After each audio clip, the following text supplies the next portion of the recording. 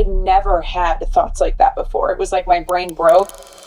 You don't know OCD. What you think about OCD in terms of obsessively, thinking about how you need to clean your house is so categorically incorrect. So OCD by nature is ego dystonic. It's not enjoyable. It's distressing. It's time consuming, and it impairs their functioning. How OCD is represented in pop culture and the media is so categorically incorrect. How misdiagnosed it is, how underdiagnosed it is. You did a stitch with something that Khloé Kardashian had posted. Khloé, my girl. Khloé or anybody else would think that OCD is a quirk, it's a personality trait, when it's not. The expert that I have on will completely have you rethink what you think you know about OCD. Hi, my name is Andrea Miller. I'm the host of Getting Open, and this is a hot episode, especially as you get to the end. Like, we go there, people. Before we get into it, I want you to jump into the comments right now, and in just a few words, type what you think OCD is, what you think the most common manifestations are. Just,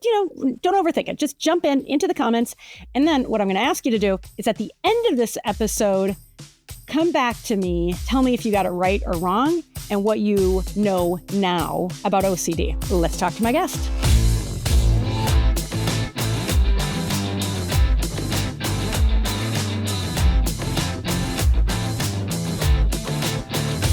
Alegra Kastens is a licensed therapist, author, mental health educator, and content creator. She's the founder of the Center for OCD, Anxiety, and Eating Disorders in Los Angeles. Alegra's lived experience with a lesser-known form of obsessive-compulsive disorder fuels her work as a clinician and in mental health advocacy. Alegra is currently writing a memoir about her lived experience with OCD titled Intruder, to be published in 2027 with Hachette Book Group. You can find her on social media at Alegra Kastens. Alegra, so good to have you on Getting Open. Thanks for joining me. Thank you for having me. I'm so excited about this. Yeah, I've been really blown away in doing this prep work, how much I didn't know about OCD, how much misinformation there is about OCD. So you say OCD is so misunderstood and that it's your mission in life to make it less so. So let's start with some basics on OCD. It's talked about all the time so casually, and we're joking about it. Oh my God, I'm so OCD and you're so OCD. But that's just so far from what's true. So break it down. Just give us like a little primer to get us started. Absolutely. So I think it would be helpful to start with what OCD is not. So OCD is not an adjective. And what I mean by that is a lot of people use it synonymously with being clean or tidy or organized. And that is not what OCD is.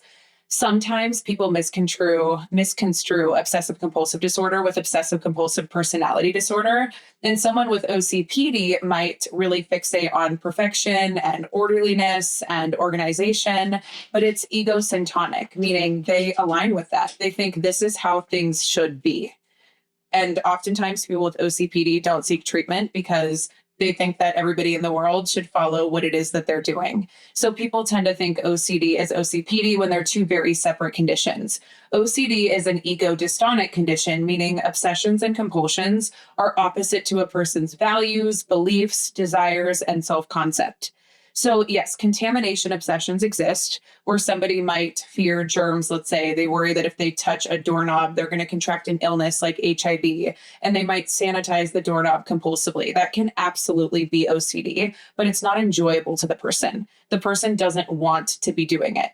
And that's a very common misconception is when people have OCD, people think, oh, you must love it. It must keep you clean. It must keep you tidy. It must keep you organized. No, even people with contamination obsessions and just right obsessions, they don't like it. They are impaired and distressed by it. And then that brings me to contamination OCD and just right OCD, which is very common. That's a form of OCD. Hang on, what's that, just right? What does that mean? Yes. Okay. So that's a great question. People feel the urge to do something over and over again until it feels right internally. And I think that sometimes is where people think, oh my gosh, if I organize my pens on my desk, that's my OCD. And that's not actually OCD. That might just be you wanting your pens in a certain way. People with not just OCD, I've had clients who will walk through the door over and over and over and over again until it feels right or until they have the right thought internally. Or I have people who will shower repeatedly because they can't be washing a particular body part while they have a sexual thought pop in. And they are in the shower for hours, or they're sanitizing their hands repetitively and their skin is bleeding and cracked because they need to have the right thought or it needs to feel right. So even that kind of OCD that I think people in the media try to represent, it's just not represented accurately. But those forms of OCD really make up a small sliver of what OCD can look like. OCD often involves violent obsessions, sexual obsessions, postpartum obsessions, blasphemous religious obsessions. Like there are just so many ways that OCD can manifest that we don't talk about enough. And that's what kept me. I mean, for 15 months, I didn't have a diagnosis. And I thought that I had just like turned into a sexual predator overnight because I didn't know that OCD could manifest in that way.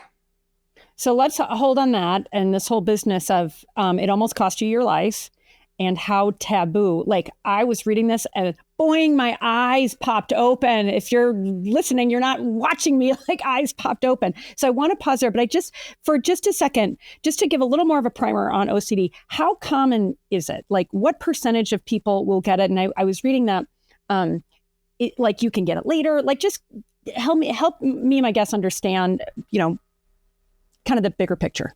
Absolutely. I'm going to look up a statistic very quickly because I literally should know this and I don't, but there was actually just a study that was done and it's actually horrendous how many people I think it's something like 95% of people don't get diagnosed accurately. Okay, so key findings from this recent study, it can be found at www.iocdf.org. It's called America's OCD Care Crisis. The national findings on the failure of effective OCD treatment to reach patients. It says that OCD is severely underdiagnosed in clinical settings. Up to 75% of actual cases of OCD are not being detected or diagnosed by clinicians. And it says out of the more than 10.4 million actually, you know what, just delete that. That's going to be too long. More than 80% of patients with OCD do not receive the recommended therapy for OCD. And that is painful. OCD affects millions, but rates of diagnosis and treatment are very low. So there's a lifetime prevalence rate of approximately 3%. OCD will afflict up to 10 million Americans at some point in their lives. But despite its prevalence, it is massively underdiagnosed. And even if someone does get diagnosed, they might not receive the accurate treatment for OCD. And there are specialized treatments, or they might not even seek treatment because they don't know that what they're experiencing is OCD. And that was me. And so let's tell your story. And then I want to come back and just dig into, what people should be looking for and so forth. But your story is dramatic. Let's hear it. Yeah. So I want to preface this with, I've always loved kids. I know it might sound odd to people. I said this on Instagram the other day and someone was like, okay, trad wife or something like that. I've just known that I was born to be a mom. That's just something that I've always known about myself, and not born to be a mom. And like, I think that that's the role that I have to, like, I just have loved kids always. I had never had an inappropriate thought about a kid. I mean, I worked at daycare centers. I was the kid babysitting all the kids in the neighborhood, like quite literally had never had a thought like that in my life. And then I was 19 years old. I was struggling with anorexia at the time. And I think that prior to the onset of OCD probably kicked off a biological predisposition. But it was like one day I was standing at work. I was working at a clothing store and a young girl walked in, which would have just been totally normal to me. Like I'd never been afraid of children. I'd never had thoughts like that. And in like 0.2 seconds, everything in my brain changed. I had a really terrifying sexual thought, something like you could have sex with her. And it like felt so real and so destabilizing. And I dissociated. And from that point forward, I was having, I'm not joking, thousands of sexual thoughts a day, and unwanted sexual thoughts. I didn't enjoy them. I was so disturbed by them. It was kids, it was family members, it was animals. It was literally anything that my brain could come up with. And I never had thoughts like that before. It was like my brain broke and in came this flood of intrusive sexual thoughts and images. And I knew that I wasn't a pedophile. I knew that I wasn't attracted to family members or animals, but I couldn't understand why I would be having these thoughts and images. I thought maybe I'm schizophrenic. Like if I'm seeing these intrusive images in my mind, if I'm hearing this voice that doesn't feel like my own, is this schizophrenia? Or did I just snap and turn into a sexual predator overnight, which like obviously doesn't happen, but it is such a destabilizing experience and it attacks everything that you know about yourself that I did start to doubt myself. Like, what if I am a pedophile? What if I do align with these thoughts? Because why is my brain producing thousands of them every single day? And there was no escape. I mean, I was afraid to dream about them. And I did have a dream one time where like an intrusive thought popped up in the dream. I would keep myself up at night because I did not want to go to sleep and see the thoughts play out in my dreams. So I couldn't sleep, which then naturally makes us all more mentally ill. Yeah. It not good for spirals. me. Mm-hmm. So I couldn't get a break when I was sleeping. I didn't want to drink. And some people do turn to substance use, but I was so afraid that if I drank, I would blurt out an unwanted thought out loud. So I couldn't drink to have an escape. I couldn't sleep to have an escape. I wasn't doing drugs because again, I'm like, what if I tell someone I'm having these thoughts, or what if I snap and do something? So it was literally like a 24/7 nightmare in my brain that I could not turn off. And this went on for 15 months?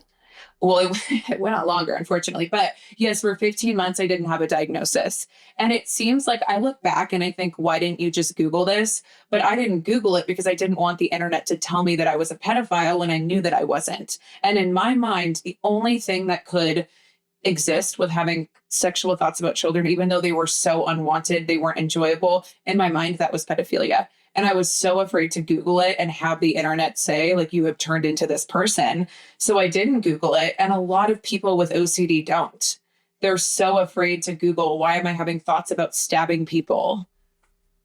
Well, okay. Oh, God, like a million questions. First of all, I mean, I'm like breaking down over here. I'm so sorry that you went through something so freaking traumatizing. And so, when I think about like a grief and, losing somebody you love, like that is traumatizing, but it's understood. Like this seems triply traumatizing because how misunderstood it is and was for you, certainly, how destabilizing and just how it made you feel. So I'm sorry for that. And I just want to say up front, thank you for being so candid and talking about this stuff, because that takes guts. I was reading through this and I was like, oh my God. Wow. Okay. So yeah. parking that Thank for you now. so much. Yeah. No, for sure. Okay. So then so you were having these beyond intrusive. I mean, intrusive is putting it lightly, devastating, it just, really terrible thoughts. And then at what point did you seek help? So the first time I Googled, I think it was actually 12 months into living with OCD. I was about to kill myself. Like I really got to the point where I said, like, if I don't have a name for this, if I can't find help, I'm going to end my life. And I used to be a publicist, fun fact. And I was at, which this is like the irony. I was at a Kevin Spacey event, LOL. As we probably need to cut this, but like I literally was a little humor there. Yes. And there was this publicist who was my mentor, and I was having unwanted, intrusive thoughts and images about his dead son. And that to me was just like, this is the most, like, I cannot live my life having thoughts like this. And I got home from that event and I typed into Google, why am I having these thoughts? Obviously, my hands are shaking. I'm terrified. But what comes up is obsessive compulsive disorder. That blew me away. But I also didn't believe it. Like I'm literally scrolling through these articles saying this is how OCD can manifest. But I really thought that OCD was about compulsive sanitizing and doing things in the right way. So even when I found that online, I was like, oh no, this is not me. Like there's no way that I'm going to go to an OCD center for treatment when I don't wash my hands. I don't do any kind of physical compulsions, because I also didn't understand that compulsions of OCD can be mental. So I was ruminating about my thoughts. I was trying to figure out, oh my God, am I a pedophile? Am I not? But nobody could see that. And that's also a really devastating part of OCD for people, is it's not always visible. So I found this on the internet and then I just was like, I'm going to put this aside. This just doesn't, like, there's nothing I'm going to do about this. And then a friend at work one day, actually, like I'd gone outside and I was really high functioning, which I know people don't like that word and I understand why, but it masked a lot of my suffering. Like I was 19 or 20, like climbing the ladder in the PR industry. I had like dropped out of school and I just lost it one day. Like I went outside and I was crying, and my colleague came out and she said, like, we need to find you a therapist. Like, you really need to get help with this. So she called someone, and then that therapist called me and gave me a referral to a therapist who I've actually seen for 10 years, which is crazy. Like the first therapist that I saw was really life-changing for me. Yeah, I was lucky. So lucky. But even then, like, she wasn't an OCD specialist, and she told me that. But I'd already just shared all of that to her after 15 months, and I was not about to do it with someone else again. And so eventually I don't want to say forced me, but she demanded, she said, look, like, you're suffering too greatly. I don't treat OCD. You have to find someone. And that was, oh God, that was in 2017. So that must have been about 3 years into struggling with this. I saw the OCD therapist that really changed my life. Wow. And even then, like, the OCD treatment was amazing, but it wasn't overnight. I think sometimes people think you're going to have 12 sessions of CBT and everything's going to go away. It was really helpful, but it still took a few years after that for me to feel like I don't meet diagnostic criteria for OCD anymore. And okay, so then just doing the math, so from 2017 to 2030, roughly, took those 3 years. So over the last 5 years, have you been either symptom free or symptom light for the most part? Yes, absolutely. Yeah. I look at it as like, it's so crazy to say because I never would have thought this to be true, but sometimes I don't even notice that I have OCD.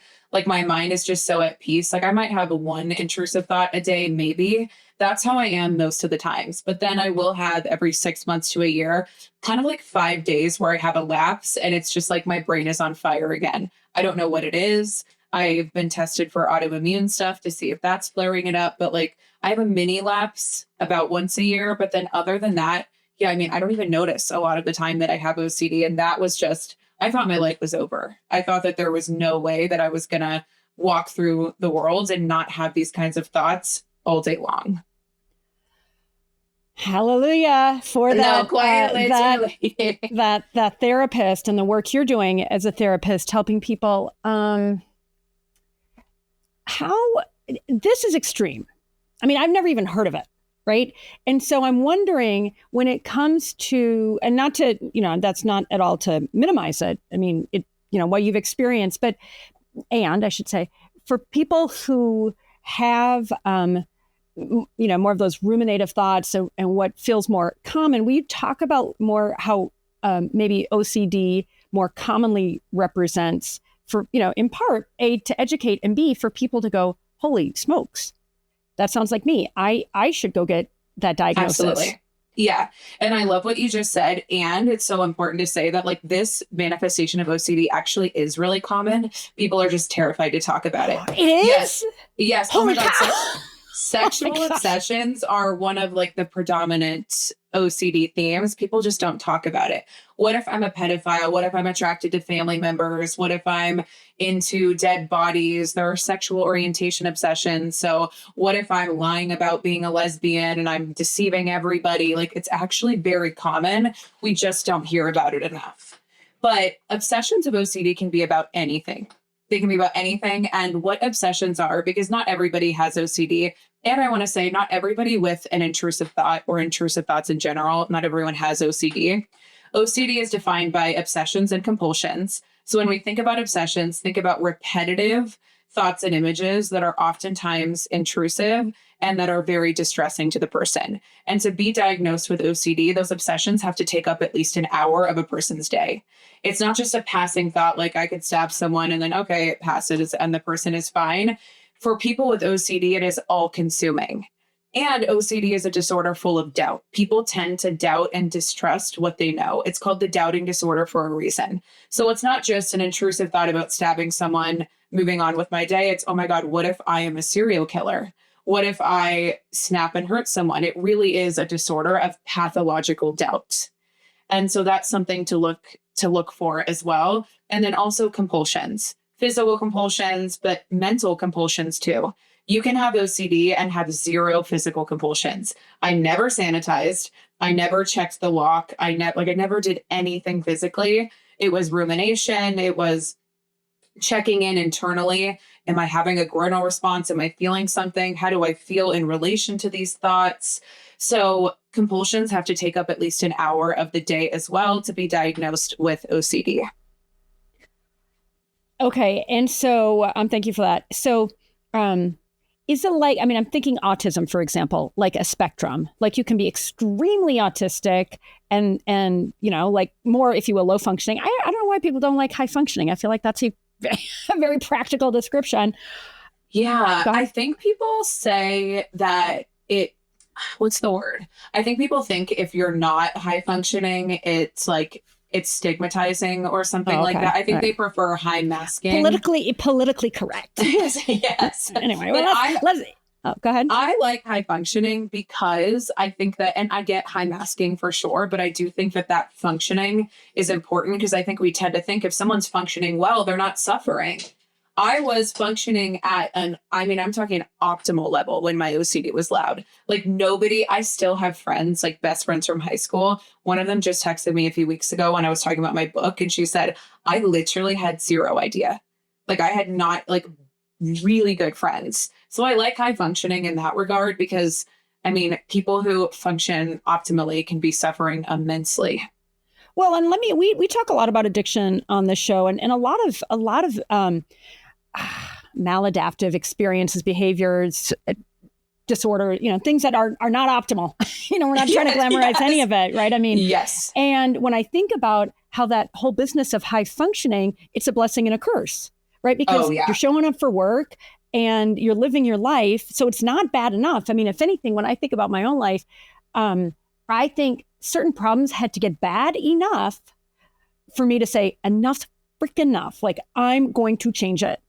And that's, I feel like that high functioning, it keeps us alive. It keeps us safe. That's what our brains are meant to do. And yet it can keep us in these terrible patterns, right? No, that's exactly it. Because it's not bad enough. And I still it's not OCD now. I'm working through like CPTSD and depression, but I still struggle with that now where I function so well that it's like, is it bad enough? Like I could be like on the side of the road dying and I would still be on a work call, you know, because like to me, it's just like nothing feels bad enough. And that is awful for people who are so high functioning, feeling like you can just white knuckle and push your way through anything. Oh my God. I feel it. Like my whole body is tingling right now listening to you. Yes. And I mean, I'm just here to say, everybody listening, no. I want everybody listening to have joy. That is the goal. Joy, bliss, love, trust, calm. Right. And I mean, here's the thing. What I know from my own lived experience and observing a lot of people who have suffered, you know, again, whether it's something as extreme as what you're talking about, or, you know, I want to talk to you about perfectionism and workaholism. I mean, I feel like there are different manifestations that feel related. And just like, it's like you're just doing enough to get by. And I'm like, like, no way. Like that is not the goal here, people. Life should be so much. I remember having this realization because I think I was so used to suffering, especially in my OCD and anorexia, that like when I started to feel better, it's like, oh, I guess it's like not normal to want to die every day. But I had just gotten so used to that just like became my homeostasis. But no, that should not be the norm for people. There should be contentment and joy. Let me ask you, have you ever tried therapeutic psychedelic treatments? Okay. My friend better listen to this because he has been trying to convince me for so long. I think I have to Tell do him to it. call me. Tell him to call me. I need to do it. I'm like, you need to do it. It's the depression and the CPTSD now. I'm like, someone save me. So I do think I think that can, and I want to say I'm not, I don't know this. So I don't take what I say, but no, you and I are just having this is medical advice. I'm like, God bless. Someone's like, I'm doing ketamine. I'm like, girl, don't. I hear from people, especially clients who have done it, that it just like unlocks something that can take years to unlock in therapy. Yeah, let me explain it like this. And this is an explanation that I've heard, and it actually is a great explanation. It's like if you lived on the top of a mountain and you have to ski down to get to the little hut to get your groceries every day, and you keep going down, you know, and it's winter, and so you're skiing down, And if it's really, it's like you get the grooves, right? Or, or you're swashbuckling through the jungle, right? Whatever it is, you're making that path, and that's the only path you can go on. The experience of this like giant dose, I want to say, of serotonin into your brain, it's like all this fresh powder getting dumped on that mountain. So it's you get to make new tracks. You get to make new tracks. Well, I need that. I mean, and there's a lot more to it. I mean, just in terms of integration and preparation. But it is, I've studied this stuff. I've had my own experiences, and it is profound. It's not for everybody. I'm not over here prescribing anything to anybody. I'm just saying, and I know a lot of people who waited the longest time, and they were like, why didn't I do it sooner? And I want to give like so much credit to the pioneers out there and the shamans and all the people, especially going back some time ago when it was completely prohibited, right? There's been some very gutsy, very passionate people bringing forward these therapies that come from the earth. I mean, especially, psilocybin and so forth. I realize LSD and MDMA are synthetic chemicals, but they're also very effective. So yeah, I mean, not to go on this tangent more than we have, but when I think about people who are suffering to the extreme, that this can be psychedelic therapy can be a game changer. And it's just, I do think I think in the next probably few years, I think of these things as like parabolic curves. You know what I mean? Like it's been flat. And now, I mean, was it MDMA that was just legalized in Australia, the first major Western country? Our FDA didn't legalize it last year, unfortunately. Psilocybin is legal in my great state of Colorado. I think up in, a couple of the other states up in the Northwest, and, used it. Anyway, I feel like I'm going on this long lecture. And no, this is amazing. This is like the sign I needed. Girl, we are here for a reason.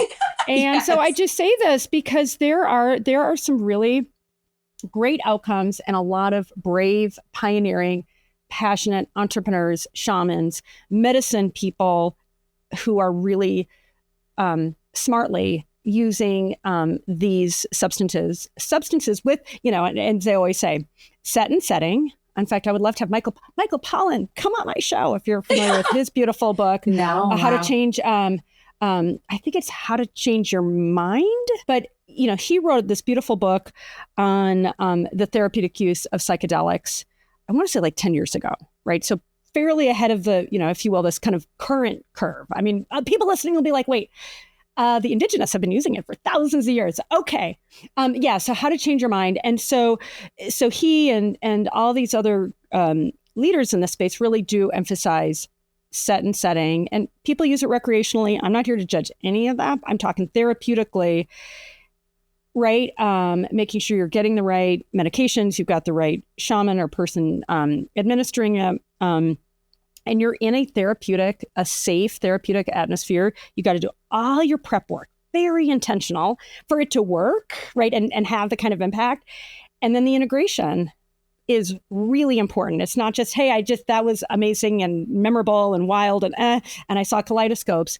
It's the, in a lot of cases, days and weeks of processing that leads to lasting change. That's been, from my observations and experiences. Okay, that's incredible. I've been wanting to try it. I've just been scared. So, well, there are a lot of different therapies out there, but I admire your courage and, coming on the show and outside of the show and all the work that you do, talking about this extreme experience you had, because it is shocking. And I appreciate your saying how much more common it is than people realize. Oh my gosh, it's so common. Yeah. Like, do you want me to talk about some common obsessions and compulsions? Yeah. That's why we're here. Okay. So like sexual obsessions, like I said, what if I'm a pedophile? What if I'm attracted to family members? What if I am attracted to dead bodies? What if I snap and assault someone? Relationship obsessions. What if I'm not actually in love with my partner? What if this is not the one? And with relationship obsessions, with any obsession, these are ego dystonic. They're not rooted in reality. So this is not the same thing as someone genuinely doubting their relationship. The doubt is unfounded. It's pathological doubt. Like people come to me sobbing, saying, I love this person more than anything. I cannot get this thought out of my mind. So that's what OCD is like for people. Same with what if I'm a pedophile? It is the exact opposite of pedophilia. The person is not attracted to children. They do not like the thoughts that they're having. They're doubting what they know, which is, I'm not a pedophile, so why am I experiencing all of these thoughts? Sexual orientation and gender identity obsessions as well. So what if I'm gay and I just don't know it? Again, this is not someone questioning their sexuality. This is not someone who's in denial. They know that they're straight and they cannot get the thought out of their mind that they could be gay. Same with gender identity stuff. I will have transgender folks come to see me and they have obsessional doubts about what if I shouldn't transition. They know that they want to transition. They know that that is something that they want to do. But well, and OCD that's is it. When you say the doubting Yes, disease. Let me ask you about this. Limerence. So somebody that's having obsessive thoughts about somebody else, I mean, those thoughts can be pleasant. I mean, they can be disruptive too. But so are you saying for it to really be OCD, it has to be disruptive versus having like an obsessive crush or having, you're being obsessed with your job or you're being obsessed with something like, I'm so excited about this thing. I'm obsessed. Yes. Okay. And I love that you say that too, because when you talked earlier about like when we were talking about what OCD is not, and I use obsession colloquially as well. I'll say like, I'm obsessed with my dogs, or like we all do it. But psychologically speaking, an obsession is actually a repetitive thought or image that is distressing to the person. So it is ego dystonic, like I talked about earlier. When someone has an obsession, psychologically speaking, it is not enjoyable. So OCD by nature is ego dystonic. It's not enjoyable. It's distressing. It's time consuming, and it impairs their functioning. Okay. Well, I love how you say OCD is not a superpower. I am not strong because of it. I am strong for getting through it. My strength was always in me. OCD didn't give me that. It nearly ruined my life. If you find OCD to be a superpower, that is your right. Good for you. Anyone who loves OCD, anyone who loves their OCD does not have OCD, period. Yeah, I get so frustrated. I want to say some people really do say, I found strength, I found community. If people find their OCD to be a superpower, again, that is fine. But OCD is debilitating. It's distressing. It's life altering. It often causes people to want to end their life. There was nothing about it that was enjoyable to me. It didn't do anything. It didn't serve a purpose. There was no silver lining. And I think a lot of the times people think about OCD in that way, especially when they misunderstand it and they think it's about perfection and order and tidiness. Like, no, I am strong for getting through my OCD. My OCD did nothing but make me want to kill myself. Like, there was no added bonus to having OCD in my life. Well, and the stat that I read is if you have OCD, you are 10 times more likely to attempt suicide.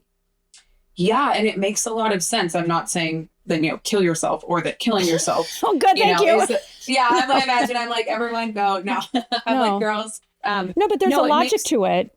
Well, I mean, tragically.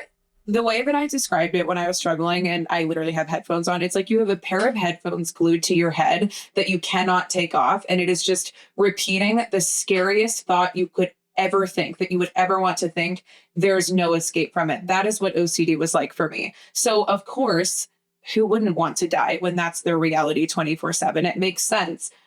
And then who wouldn't want to die when they feel like they can't tell anyone? Because what if they actually think I'm a pedophile? They feel like they can't even tell a therapist, which I was scared of that. What if I tell a therapist and they think that I'm going to harm children and wrongfully report me?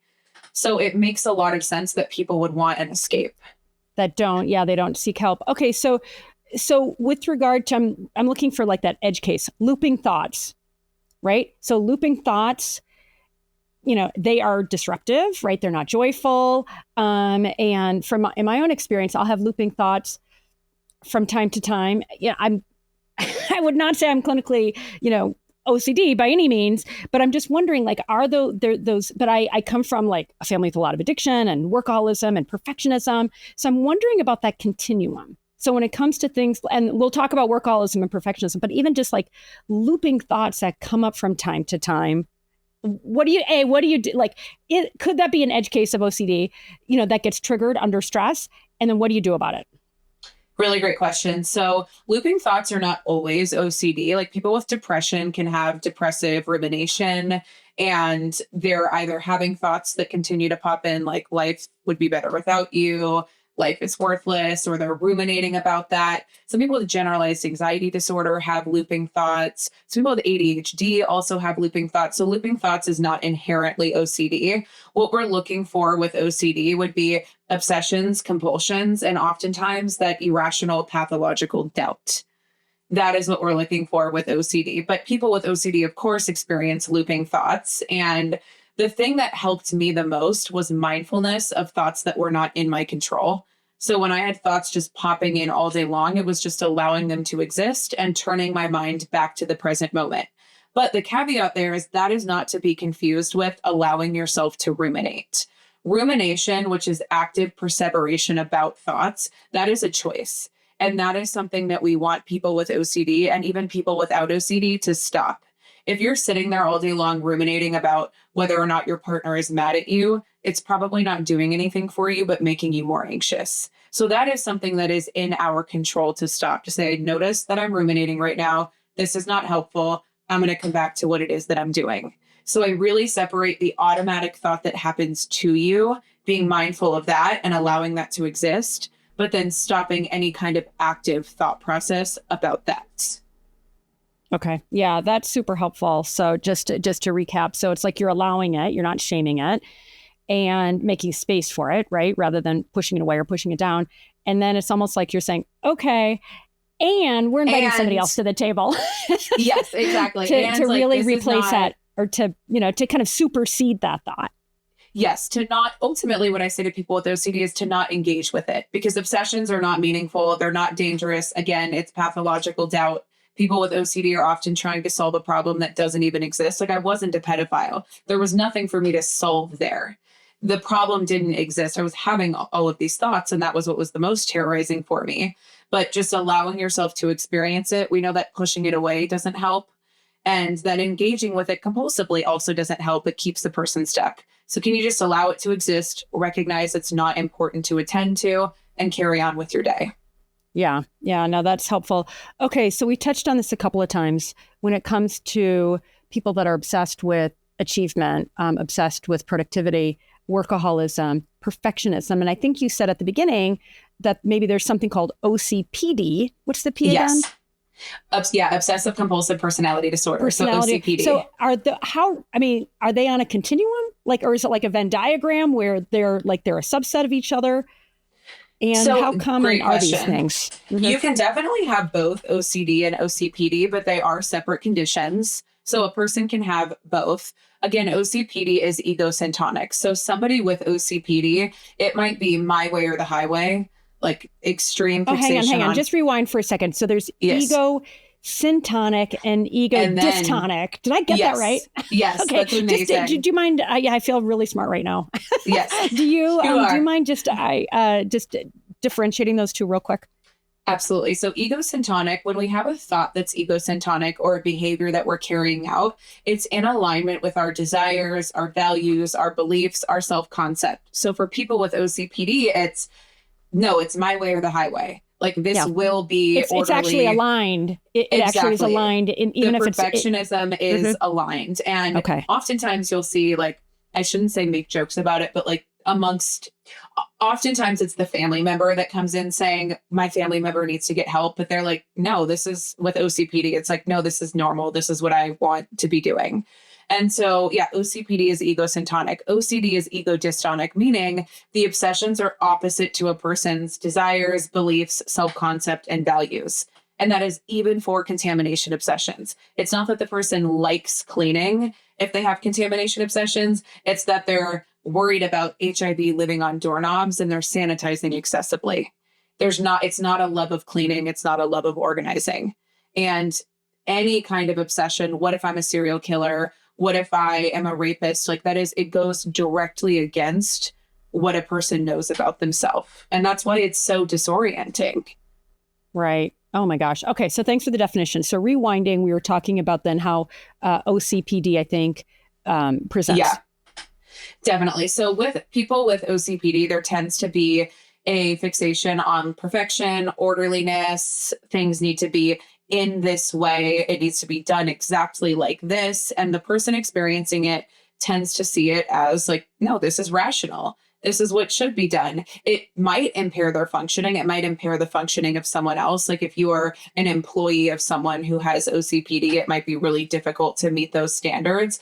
But that perfectionism, they align with it.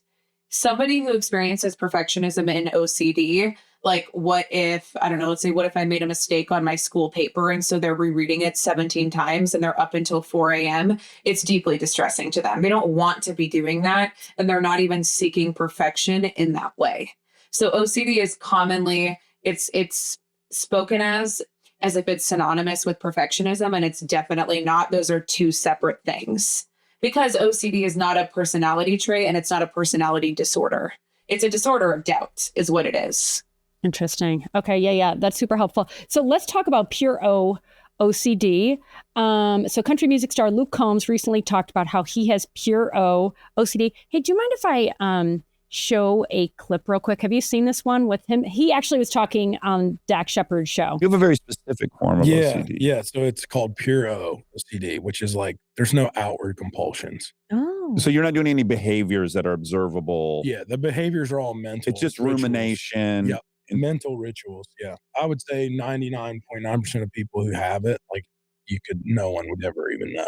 Interesting. Like you could be like, I'm not, but in theory, I could be having it right now and having this conversation. And it's like, there's almost two. Yeah. Yes. Almost the subconscious is having the conversation, but the real focus is on. Yes, correct. Yes. Absolutely correct. It goes in like themes. Like there's a lot of themes that are very recurrent for like people that have this, you know, like a lot of people like religion is one, right? Like if like it's like it essentially preys on everything, like the antithesis of who you are at your core. Yeah. But it focuses on questions that are unanswerable, which is like, do I really love God? Right. Do I fully believe? Do I really believe in God? Yeah. What percentage and do I? then you spend not over 90% of your day thinking about that, let's say. And that could happen for months on end. So how commonly are you seeing those pure O cases in your practice? Oh my gosh, all the time. And at the end of the day, pure O is just a nickname for OCD. Like it's not a separate diagnosis, but it's people with OCD who have obsessions and non-observable compulsions. It's really important that any clinician, whether it's a therapist, a psychiatrist assessing, knows that mental compulsions exist. That is one of the reasons people often get misdiagnosed. So you're just having generalized anxiety disorder because they don't know that mental compulsions exist and they don't know that the person sitting in front of them actually has OCD. It's very common. You do not need to have physical compulsions to have OCD. It's often invisible. Well, let's talk for another minute or two. I was fascinated by the kerfuffle with Dax. Oh my God. I know. I was just going to say, I was so grateful for like what, he did in response to that. And well, hang on, just give the context. I'm actually going to read the opening quote and then you can fill this in. You said in a BuzzFeed article, Dax Shepard grossly misrepresented OCD in his interview with Camila Cabello in front of millions of people. OCD is not a personality type. It is a mental health condition. People tend to misrepresent OCD and say things like, oh, we're all a little bit OCD, because they think that OCD is an adjective to describe being organized, often confusing OCD with obsessive compulsive personality disorder. Now let's rewind. What happened? Okay. So let me pull this up really quickly. I need to remember what he said exactly because God, this was so long I've ago. got it. Well, I've got it Okay. handy. Do you want me to read it? I think it was like Camilla said something, I think like Camilla was talking about her OCD. And then I think he said that it's really helpful and that it's perfect. It makes people perfectionists or something like that. Here, I'll read this. She said, it all started with Dax, who had previously said he had OCD and struggled with it as a child, recently had Camila Cabello on his podcast. She had long been candid about having OCD, saying that she had been experiencing what felt like constant, unwavering, relentless anxiety that made day-to-day life painfully hard. His co-host, Monica, comments, you have an obsessive nature, which Dax adds is a superpower. It is, and And he says it is weird to call OCD a disorder because it's a personality type and it's super beneficial. And that's where Alegra comes in and is like, yo. Yeah, no. And I like, it was hard at first because he has such a major influence and his podcast is incredible and so many people listen to it, but that's how misinformation gets spread. People hear it and they think, oh my gosh, it is a personality trait. It's OCPD and it's just not what OCD is. So I actually ended up going on his podcast and I talked about like all about OCD with him and he was so receptive and so wonderful. And to this day, I get so many people who will email me saying, I got diagnosed because I heard you on that podcast. So I know what Dax did was just like one of the most wonderful things that you could do when you make a mistake, but it's a mistake a lot of people make. They think it's about liking to organize and clean, and they think it just makes you a productive, wonderful person. It is a disorder. It is absolutely not a personality type, and it is not a personality trait. And people who live with OCD often know that. Like, I love Luke in that interview. I think Dax says, like, were there any positives from your OCD? And Luke goes, no, like there wasn't a single thing that OCD did for me that I enjoyed. And that's just the truth for most people. It impairs people's functioning greatly. Like the person who's worried that they're going to hit someone while driving, they no longer drive. The person who was worried that, what if I snap and molest my baby while changing their diaper? They're a new mom that's locking themselves in their bedroom because they're so afraid of what they could do. Like, this ruins lives. It's not a superpower. Yeah, no, props to Dax and it was to really anybody. amazing. Yeah, anybody in the public eye that gets it wrong, and props to you for and the reporter from BuzzFeed who called it out and made it right. Oh my God, if there was 10% more of that in our country and in the world, what a different place the world would be. So right? different, because I misspeak. So like we all do as human beings. To correct that record. Mm-hmm. But I just want to rewind for a moment just to pop culture, because you did a kind of a, what is it called? A stitch with something that Khloé Kardashian had posted and saying something that she loves is her OCD. Talk to me about that. Khloé, my girl. I wish she would listen to this.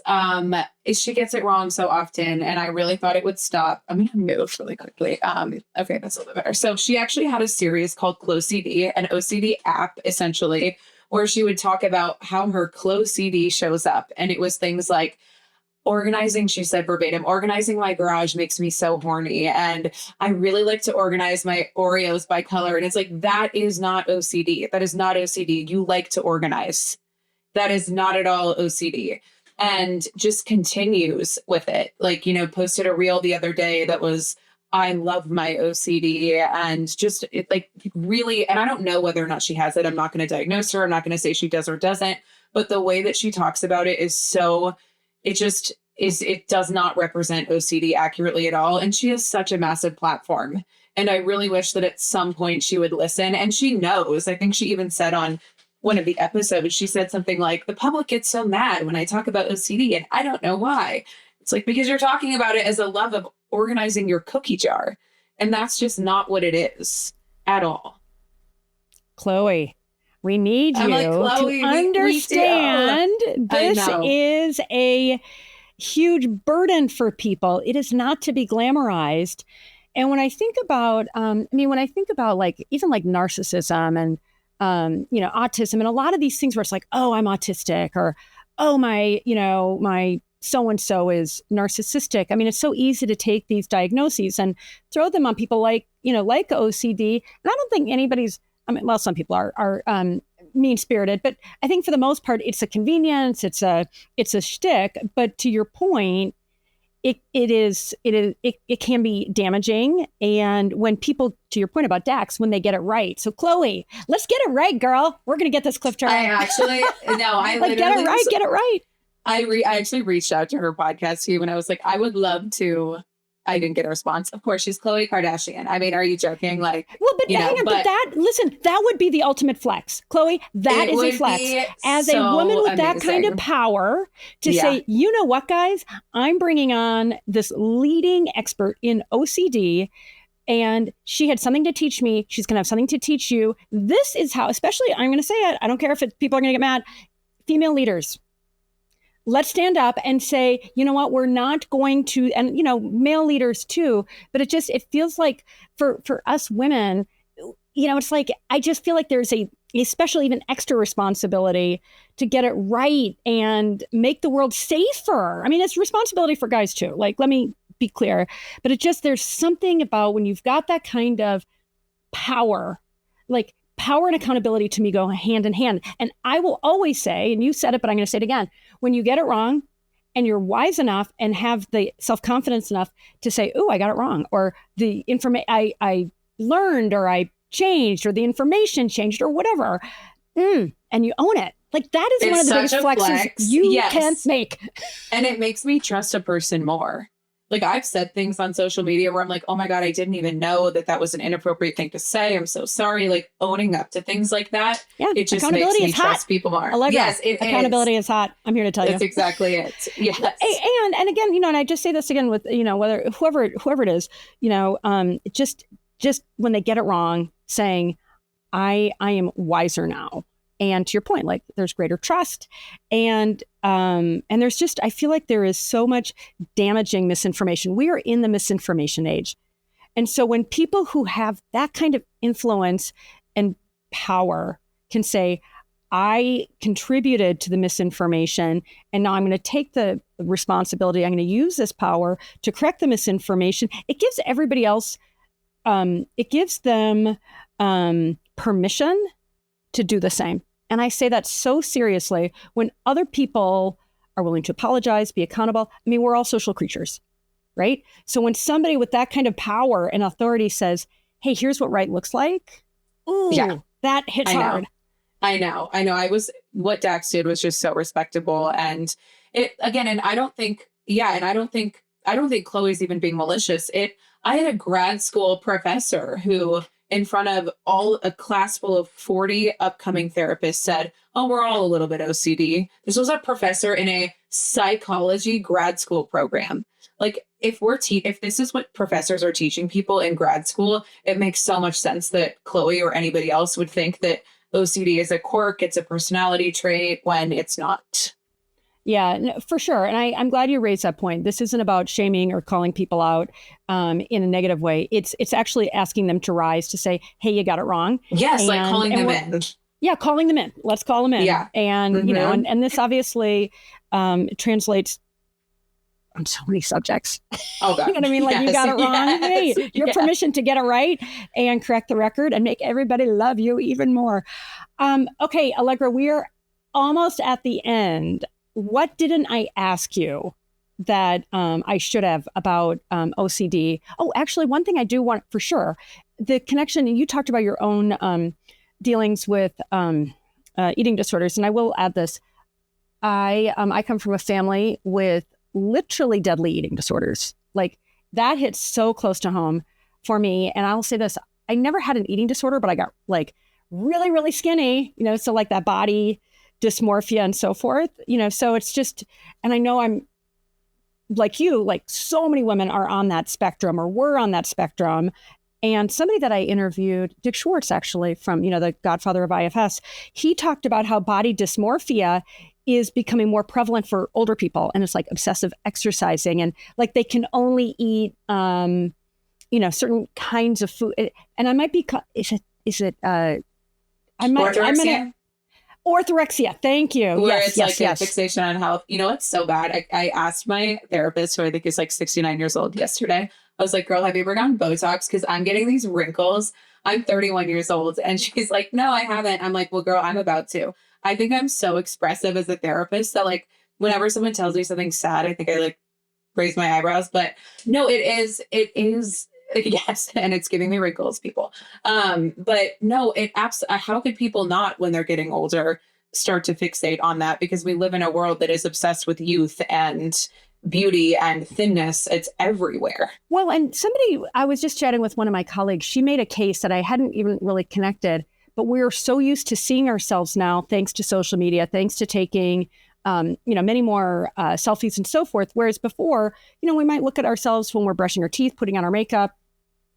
But now, like, we are seeing ourselves all the freaking time. And then you have Snapchat, with these filters that cause such dysfunction in terms of what normal looks like. And then it's like these really like exaggerated features that start to look kind of alien-like to me. Like, I don't know who thinks that's a good look. Yes. No, but I'm saying an alien these days. Yeah. Yeah, Everyone's and an like, alien these days. It's weird. And so yes, I mean, we could do a whole show on this, but let's bring it back to, connection between OCD and eating disorders. Very comorbid for sure. And there are obsessions and compulsions in both. There are obsessions in eating disorders. There are compulsions in eating disorders. Like for me, it was compulsive and compensatory exercise. I would stand outside of the gym at 5:30 in the morning because compensatory exercise. Yes. Oh my God. Yeah. Everybody raise your hand if you. Yes. Everyone is raising. Oh my God. Yes. We're all raising our hands. Like so embarrassed. I mean, not embarrassed, but you know what I mean? Like, like I'm not the only one. It's so common. No, for sure. And for people with eating disorders, it's a compulsion to, let's say for me, I had anorexia. So I thought that I was the largest person to ever exist. There was a lot of dysmorphia. And also there was just this like insatiable urge to compulse related to food and body. Like I could not miss a workout. I thought that if I missed a workout, my world was going to end. It was that dramatic. So I would stand outside of the gym literally before it was even open at 5:30 in the morning, like ready to get inside. It would be snowing and I'm like standing there. So much restriction as well, compulsive restriction. So there are obsessions and compulsions in eating disorders. I will say some eating disorders tend to be more egocentric.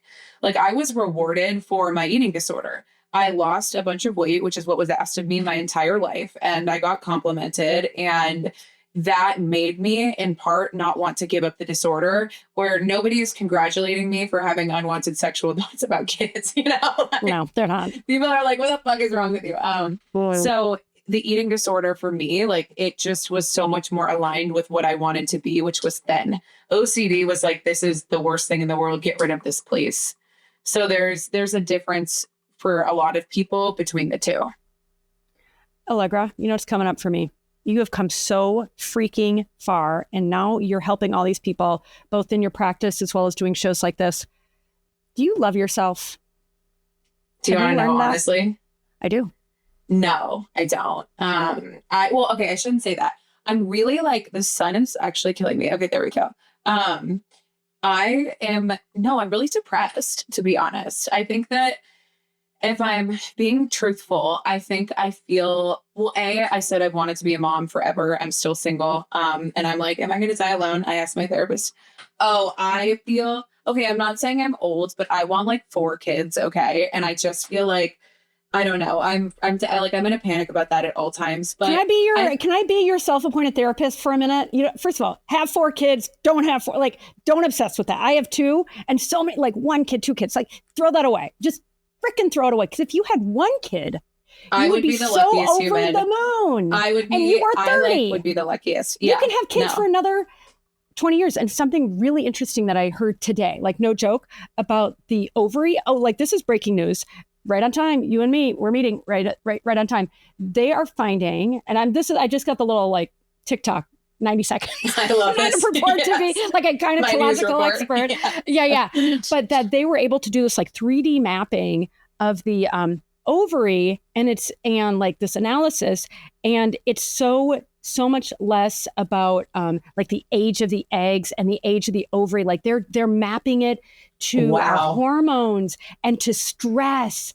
And I'm not over here saying you're going to be fertile forever, but I am saying let's pray. But I am saying that it could, what this gynecologist was saying, or this researcher was saying, what we thought we knew about fertility and ovulation and menopause and all that stuff was misguided, I think is safe to say. And there's so much more information coming out. So all I'm saying, and for everybody who's like, oh my God, I gotta like freeze my eggs. Maybe not. There's some really good new information coming out of this. So, okay. So you don't need to have 4 kids.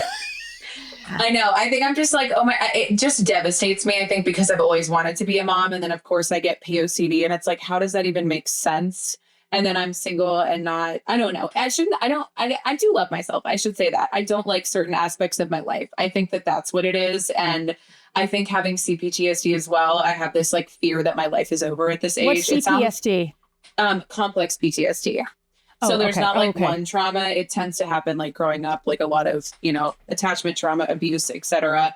So no, I love my life. I should say I'm so happy to be where I am. I'm so proud of myself.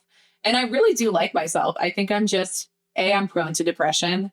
But also, I don't know. I think I saw my life as different than it is currently. And I'm grieving that for sure. Like, I wish I didn't have to lose however many years of my life to this mental health struggle and worry that I'm a fucking pedophile when all I ever wanted was to be a mom, And then you talk about Instagram. I'm like, every time I open my damn app, it's like pregnancy announcement, engagement, and we are not meant to see all that either.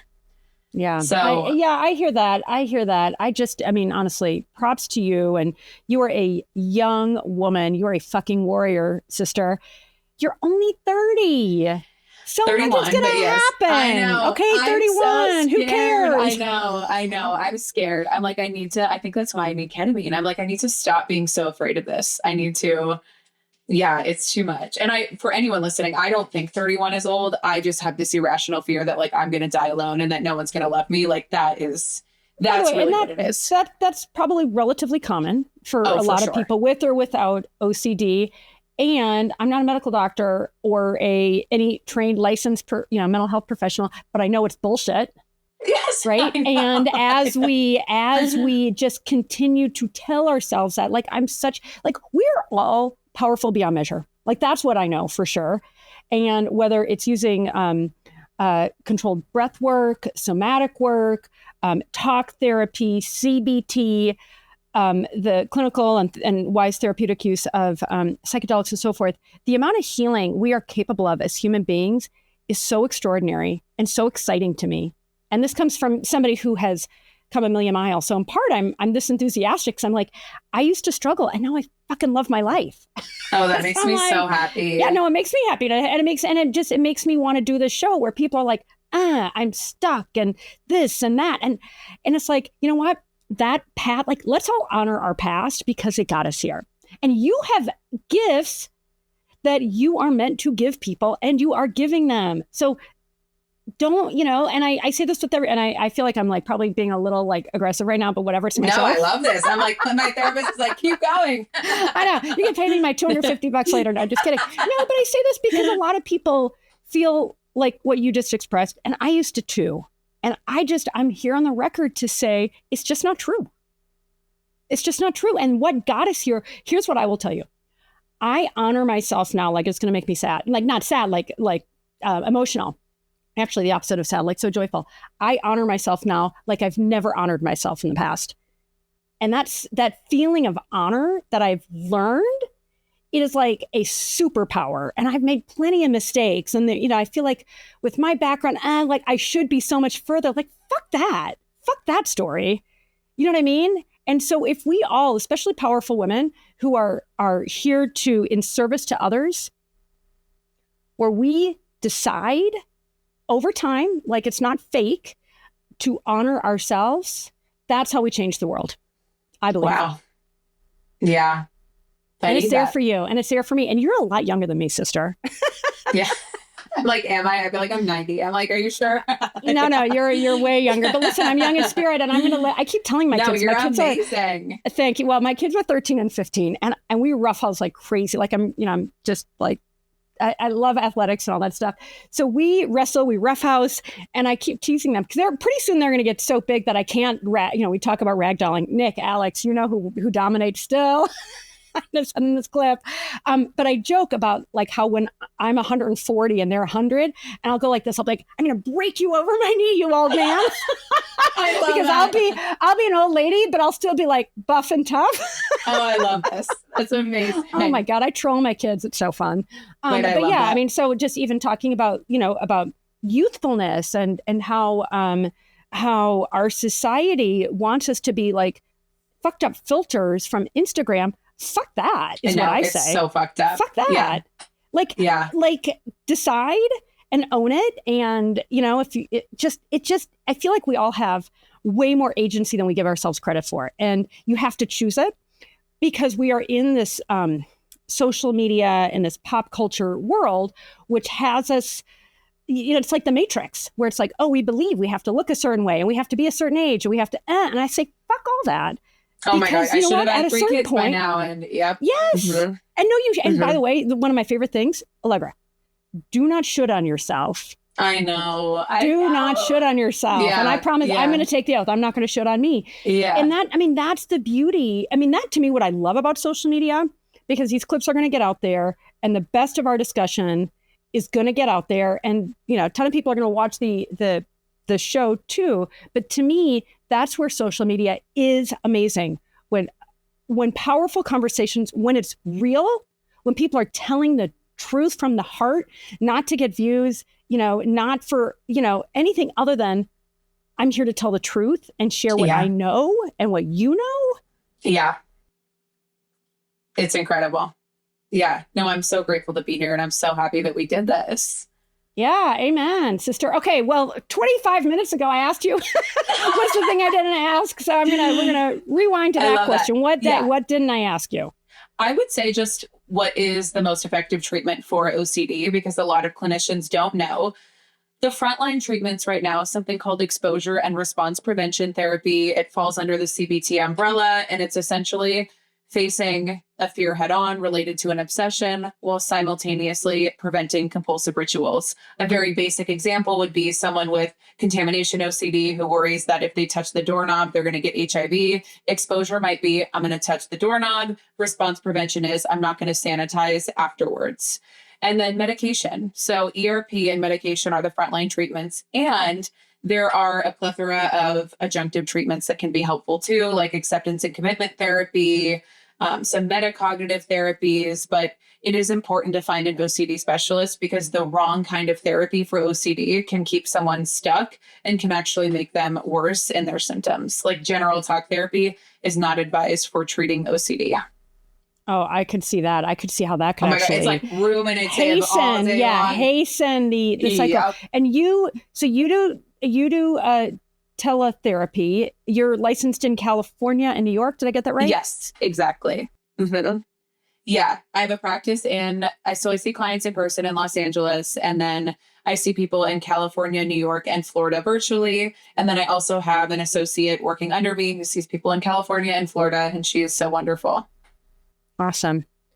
All right, Alegra Kastens, you are wonderful. Thanks for being on Getting Open. Thank you so much. I've really enjoyed this discussion. I've learned a lot from you. Me too. I'm so grateful. Whew. Oh my gosh, you guys. I don't know if I'm ready for a shot of tequila, a nap, like a jump in the pool after that episode. I can tell you, I feel very, very energized. And honestly, I am so grateful to bring Getting Open to you. So if you are not following or already subscribed to the show, wherever you get your podcasts, on YouTube, on iHeart, Spotify, please do. As you know, I am bringing, along with my team, every single episode to you with my full heart, and I don't want you to miss any of it. So please subscribe, and we'll look forward to seeing you in the next show.